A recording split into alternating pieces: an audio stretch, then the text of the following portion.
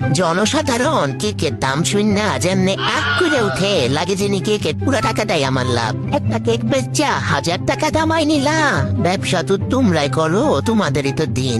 মানে খালা মা বোঝান আমারে, কোন ব্যবসার কোনো কিছু বেচা পুরো টাকা লাভ হয়? কোন ব্যবসা?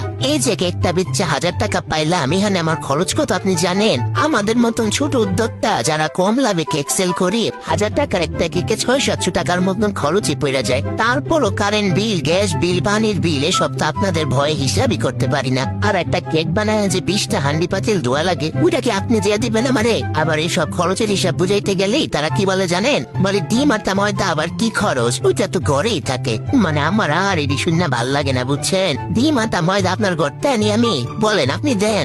আর এই ডিম আটা ময়দা দিয়া যে কেক হয়, এটা যে কয় মনটা চায় ডিম আটা ময়দা একসাথে ব্লেন্ডার কইরা তারে খাওয়াই দেখমু কেমন কেক হয়। একেবারে 600-700 টাকা খরচের পরেও থাকে একটা প্যাকেজিং এর কস্ট, আমি যে বানাই আমার একটা পরিশ্রম। এগুলা বলিয়েন না খালাম্মা, অনেক কষ্ট হয়, বিশ্বাস করেন অনেক কষ্ট হয়। এত কষ্ট করে যে 200-300 টাকা লাভ করি, তার সাথে আরো 500 টাকা যোগ করে বেকিং এর জিনিসপত্রই কিনি। এরপরও দিন শেষে আমার পকেট শূন্য। কোনোদিন তো ফ্রিতে কেক খাওয়ালে 2 টাকা বকশিস দিবেন না, একটু সুনাম করবেন না? আপনার যদি কেক খাবার মন চায় আপনি বাসায় আসিয়েন, বানায় খাওয়াবো। তাও আমার বিজনেস ছোট করিয়েন না খালাম্মা।